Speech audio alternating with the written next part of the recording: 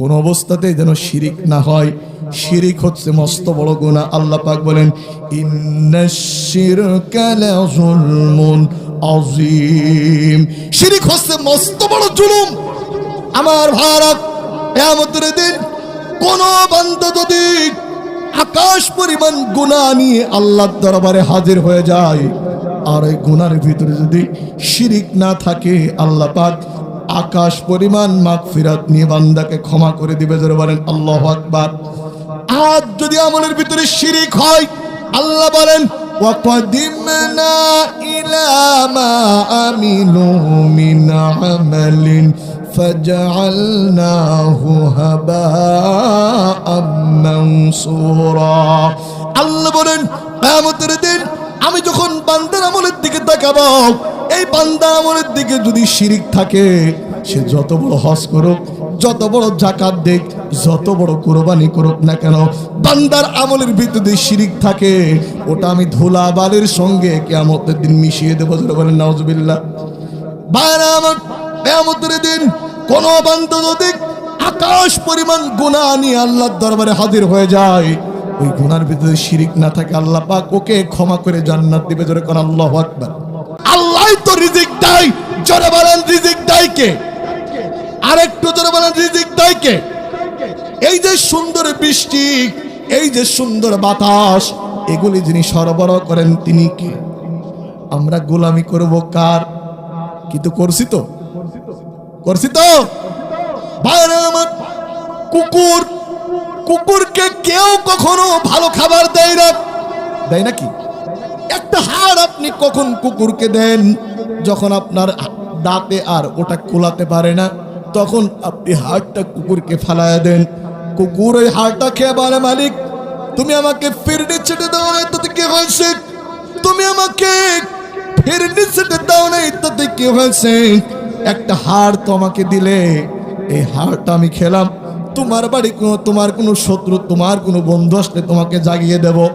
একটা ফালায় দাও হাড়, একটা ফালায় দাও হাড় খেয়ে কুকুর সারাক্ষণ বাড়ির মালিকের বাড়ি পাহারা দেয়, মালিকের সঙ্গে নেমোখারামি করে না। আল্লাহর দেওয়া জমিনের উপরে বসবাস করার পর, আল্লাহর দেওয়া রিজিক খাওয়ার পর, আল্লাহর সঙ্গে শিরিক করে যারা, আল্লাহর ইবাদত করে না যারা, এই মানুষগুলা কুকুরের চাইতেও নিকৃষ্ট। কুকুর তো বাড়ির মালিক চেনে, এগুলি তাও চেনে না। কথা বলেন ঠিক কিনা? বলার সময় আমার নেই। সূরা আনামের ভিতরে আল্লাহ পাক বলেন বালহুম আদল, এরা পশুর চাইতেও নিকৃষ্ট যারা আল্লাহর ইবাদত করে না। নাউজুবিল্লাহ বলেন। ভাইরা আমার, সর্বাবস্থায় গোলামি হবে কার? ভাই সময় তো বেশি নেই, আমি বুঝতে পারছি আপনারা ক্লান্ত, তারপরেও আমার সময়টুকু একটু কভারেজ করতে দেন। একটু জোরে বলেন সর্বাবস্থায় গোলামি করব কার? মসজিদের ভিতরে গোলামি হবে কার? ইয়াকা না'বুদু ওয়া ইয়াকা নাস্তাইন। মসজিদের ভিতরে গোলামি হবে যার, মসজিদের বাইরেও আলালাহুল খালক ওয়াল আম। জেনে রাখো সৃষ্টি যার, আইন চলবে কিন্তু তার। একটু জোরে বলেন সৃষ্টিটা কার? আর একটু জোরে বলেন সৃষ্টিটা কার? গোলামি হবে কার? দুর্ভাগ্যজনক সত্য, আমি মনে করেছিলাম হাসিনা 15 বছর সিলাই র্যানসো আর নাটমার্দা হুজুরদের টাইট দিল, ও যদি কোনোদিন এই বাংলাদেশ থেকে চলে যায়, বাংলাদেশের হুজুর কয়টা মনে হয় এক কাতারে আসবে। কিন্তু আমার সে আশার গুড়ি বালি পড়ে গেল সেই দিন, হুজুরদের ঐক্য ভেঙে গেল যেই দিন। ভাইরা আমার, এই মন্দিরের ঠাকুর আর ওই মন্দিরের ঠাকুর, এই দুই দাদার জীবনে ঝগড়া বাঁধেনি। আপনাদের হিন্দু আছে? কথা বলেন আছে? আচ্ছা বলেন, এই মন্দিরের ঠাকুর আর ওই মন্দিরের ঠাকুর, এই দুই দাদার জীবনে ঝগড়া বেঁধেছে, এটা কি আপনার কানে গেছে? কানে যায়নি। এই মন্দিরের ঠাকুর আর ওই মন্দিরের ঠাকুরের গ্যাঞ্জাম হলো না, এই মসজিদের হুজুর আর ওই মসজিদের হুজুরের মিল হচ্ছে না। মিলটা কোন জায়গায়? নামাজে হাত একেন থব না একেন থব। মিলটা কোন জায়গায়? তারাপি 8 রেকাত পড়বো না 20 রেকাত পড়বো। অমিলটা আমাদের কোন জায়গায়?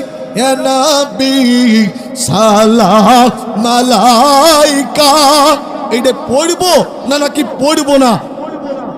নামাজের পরে দোয়া করব নাকি করব না, এই নিয়ে দলাদলি ঠেলা ঠেলি ফতোয়া চালাচালি আমাদের আছে না নাই?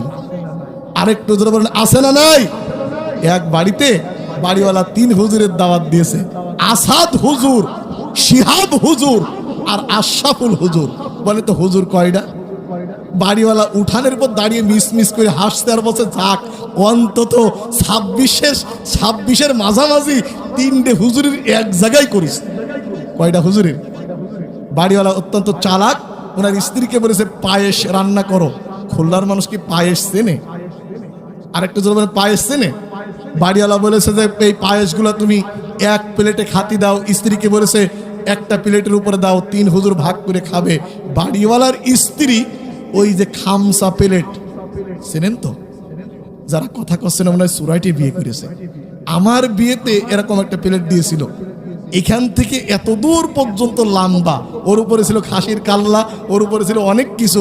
লোকজন বলছে হুজুর, আমার সাথে যারা বসেছে বলছে এ দেখেন আপনার প্লেটের এক আইল আর ওই দেখেন আর এক আইল। আমি বলি এত বড় প্লেট? বলছে চুপ করেন, এর নাম খামসা প্লেট। কি প্লেট? বাড়িওয়ালার স্ত্রী 3 হুজুরের পায়েস দিয়েছে। কোন প্লেটে? বলছে হুজুর আপনারা ভাগ করে খান। বড় হুজুর বলছে বাবা এ তো আর কি পায়েস, আল্লাহ আমাদেরকে জান্নাত দেবে, সেই জান্নাতে আঁকা বাঁকা নদী হবে। তাই বলে বড় হুজুর পায়েসের প্লেটের উপরে কয়রা নদী আঁকিয়ে নিজের দিকে টান মেরে বোঝালো এই ভাগটা আমার। আশরাফুল হুজুর বলছে হুজুর আমি ছোট হতে পারি, কয়টা বোতাম টোতাম যা আছে আছে, তাই বলে ওর সাথে ওয়াজ তো আর কম জানি নে। ও বলছে থামেন, কোথায় জান্নাত? আল্লাহ হাসরের ময়দানে সব এক জায়গায় করবে। তাই বলে আশরাফুল হুজুরের কয়রা নদী ভেঙে একেবারে পায়েস থালের মাঝখানে গাদা দিয়ে বুঝিয়ে দিলে এরকম এক জায়গায় থাকবে। শিহাব হুজুর বলছে চুপ করেন, কোথায় জান্নাত, কোথায় হাসরের ময়দান? আল্লাহ কোরআনে বলছে ইজা জুলজিলাতিল আরদু জিলজালাহা ওয়া আখরাজাতিল আরদু আসফালাহা ওয়া ক্বালাল ইনসানু মা লাহা। এই জমিনকে ঝাঁকি মেরে আল্লাহ উল্টে দেবে। তাই বলে হুজুর একেবারে পায়েসের প্লেট ধরে একটা কিয়ামতে ঝাঁকিতে উল্টে দিয়েছে। আপনারা বলেন এই পায়েস কি কারোর বলাতে জুটবে? আরেকটু আস্তে কোন জুটবে?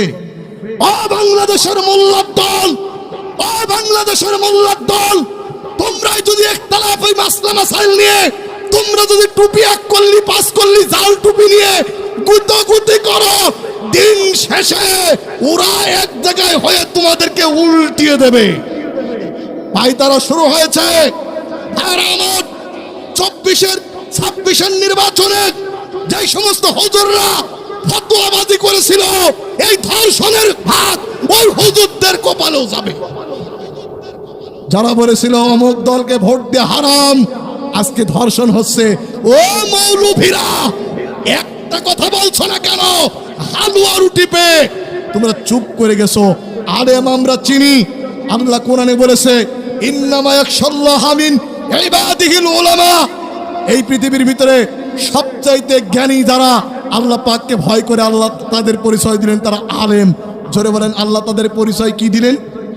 আরেকটু জোরে বলেন কি দিলেন? আলেম। কিন্তু যে আল্লাহ আলেমদের সবচাইতে জ্ঞানী বললেন, ওই আলেমদেরকে আল্লাহ কুকুরের সঙ্গেও তুলনা করেছে। কিসের সঙ্গে? কোরআন সূরা আরাফ আল্লাহ বলছে ওয়াতলু আলাইহিম নাবাল্লাযী আতাইনাহু আয়াতিনা ইনসালাখা মিনহা। আল্লাহ বলেছে ওই আলেমদের দৃষ্টান্ত এমন, যেই আলেমদের দৃষ্টান্ত কুকুরের মতো। কোন কুকুর? যেই কুকুরের উপরে বোঝা থাকলেও হাঁপায়, না থাকলেও হাঁপায়। আপনি সূরা আরাফের 177 নম্বর আয়াত পড়ে দেখেন, আল্লাহ বারাউম বাউরের বিবরণ দিতে কুকুর বললেন। আপনি সূরা জুমা খোলেন, আল্লাহ পাক বলেন মাসালুল লাযিনা হুম্মিলুত তাওরাতা সুম্মা লাম ইয়াহমিলু মিনহা।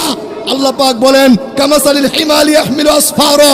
আল্লাহ বলেন ওই আলেমের দৃষ্টান্ত এমন গাধার মতো, যেই গাধা চিনি বহন করে অথচ স্বাদ বোঝে না।